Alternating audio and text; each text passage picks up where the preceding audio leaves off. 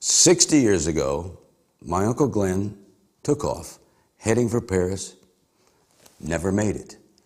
He would have been 100 this year, 6 years since he left, and we're going to see if we can't track down not the mystery, but the man himself, visit some of the places he's been and some of the people he met. This is my quest.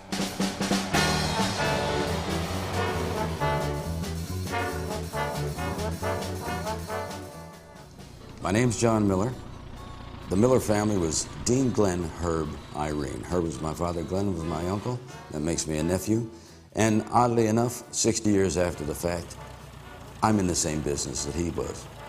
I have a band, exactly the same size, and we play a lot of his music, and we carry on the Miller tradition right here today.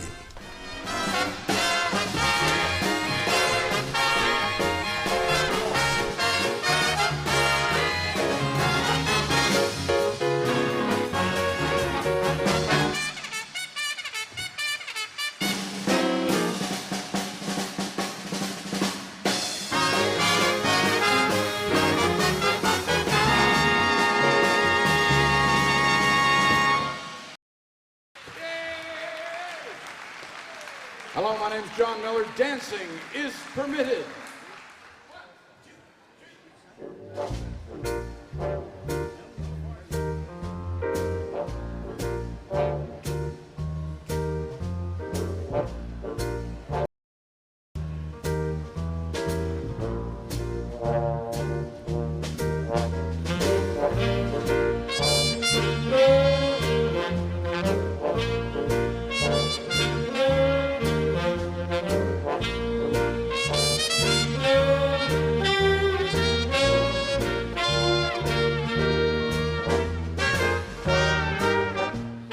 Kettner's restaurant in Soho was a favourite retreat for Glenn, as it was close to the Queensbury All Services Club, where the band would often perform.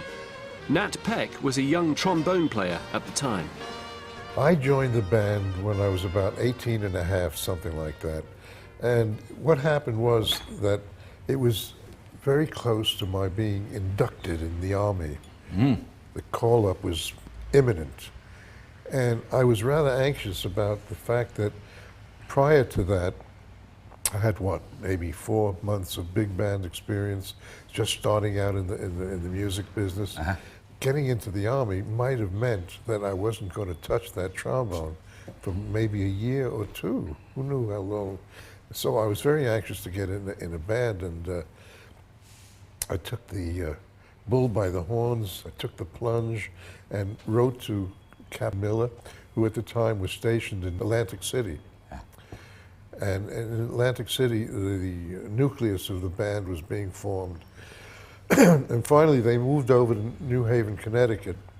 And in the meantime, I was doing my military service in Greensboro, North Carolina. And after this letter that I had written, slightly exaggerating my qualifications, but didn't seem to bother, nothing was forthcoming. It wasn't until the day I got my marching orders, which I looked at, and it said New Haven, Connecticut. That can only mean one thing. Hey! I was in. I'll never forget the day I arrived in New Haven. It was beautiful. June morning, really sparkling sunshine and so on. So I was walking to the old quadrangle where the band was stationed in New Haven, Connecticut, the headquarters of the band, and it was part of Yale University. But on my way to the quadrangle, I had to go by through the immense green that they had in New Haven, and I caught sight of this incredible band. But the sounds coming out of that band were absolutely unbelievable. I mean, I really mean it. They were playing military marches of tunes that were jazz tunes, in actual fact, like St. Louis Blues and so on. John Handy stuff. Yeah, right. That dated back, but it was so effective. And those cadets who had to march to that music, I never saw anybody with such a spring to their step. They loved it. And in spite of that, all the Army band leaders ganged up on poor Captain Miller. He was a captain at the time. because he was breaking with every possible tradition there was in the army as far as music was concerned. But he proved his point. They all loved it. There was the morale was high, and so on. So I hear this band. I said, "My God, is this my destination?"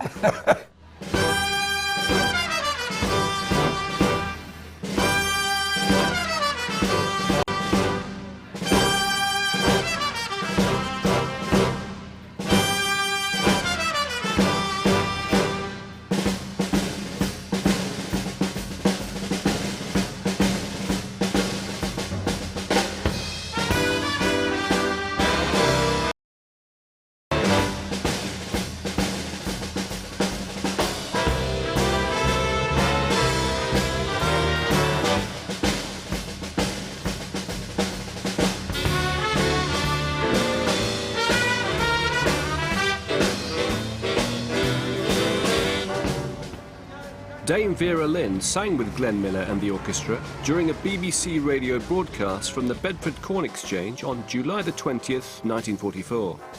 I was in the tent today when you came in, and the place just lit up.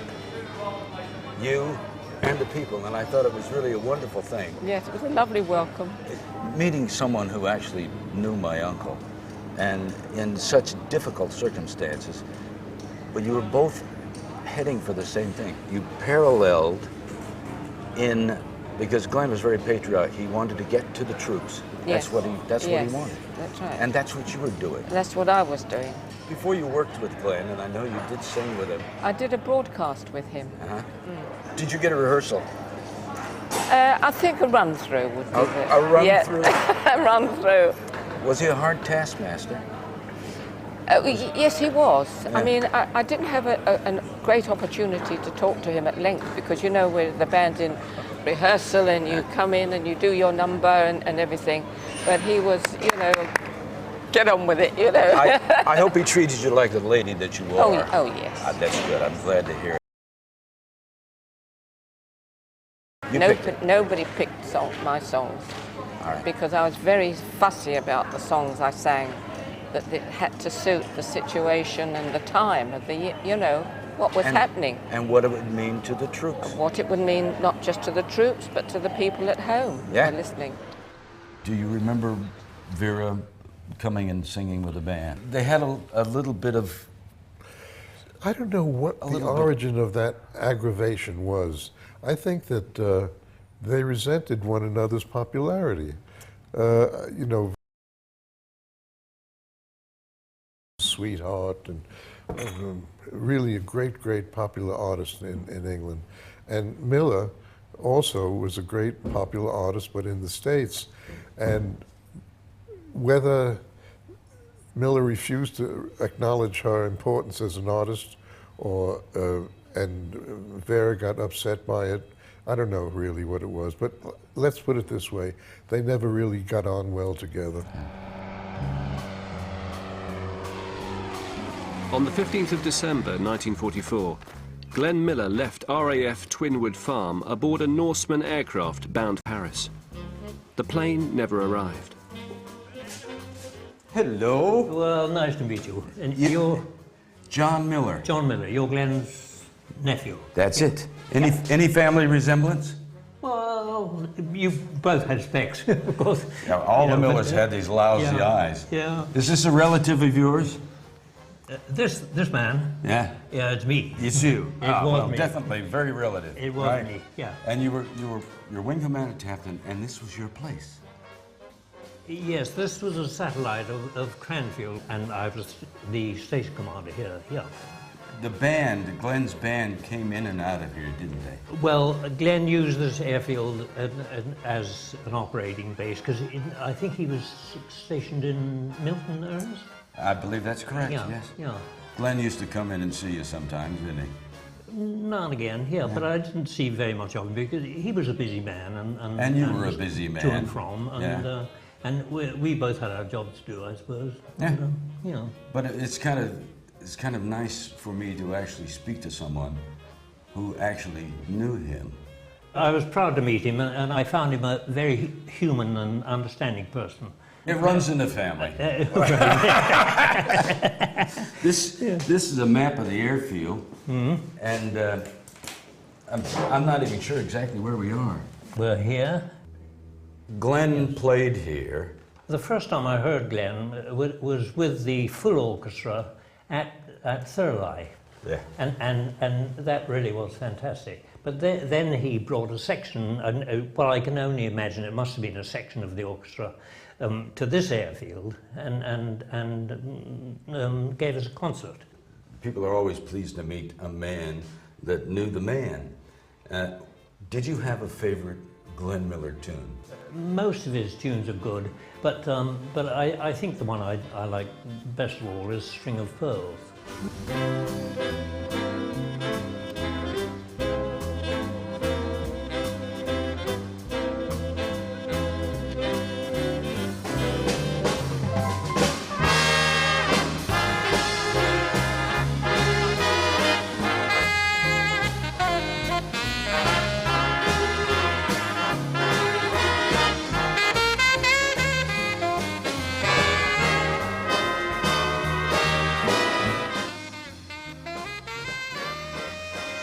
Your old stomping grounds. Yeah, well, the old car, yeah, but it is in good condition now. That's lovely, It's better than it ever was. better than it ever was. Well, I think so. And I what a think place so. to come. I know that the band played here and that you were here for that concert. And where is your recollection of them playing? Well, I think it was a bit further down the airfield, beyond those office box there. Yeah.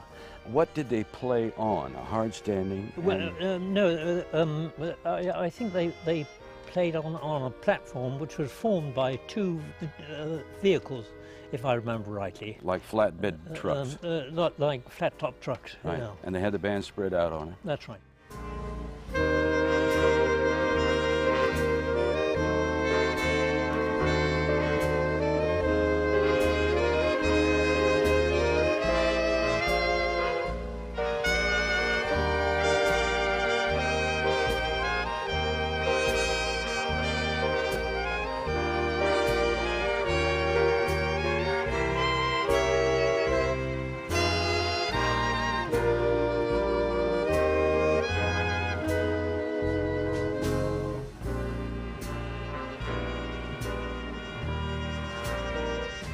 I wonder if you had been Glenn's pilot, if he would have been around today. There are certain things, it doesn't matter how good a pilot you are, and whatever happened again, nobody knows. And there are lots of theories, but I think the most realistic one is that he was hit by these bombs that were being jettisoned. I suppose pilot error does come into it because the pilot was probably straight off course and into the prohibited area. Everybody knew it was there. Yeah. Yeah. So, and this is a place to stay far away from, because you never knew when somebody was going to come through and unload. Well, that's right. Yeah. That's right. It's really a pleasure to meet someone who's actually met my uncle and heard the music, because I never heard the band live. I was just in swaddling clothes, and was so much of a part of this field and of the action that had to take place. So thank you. Certainly, you can be proud of your uncle, you know, and because apart from these moments, he still does give quite a lot of pleasure to people, doesn't he? His music. Isn't it surprising to when you stop to think about it? Glenn was only in this country for 6 months, and to have left such an indelible impression. Oh yes, yeah. It's great, isn't it? Thank you so much. Pleasure.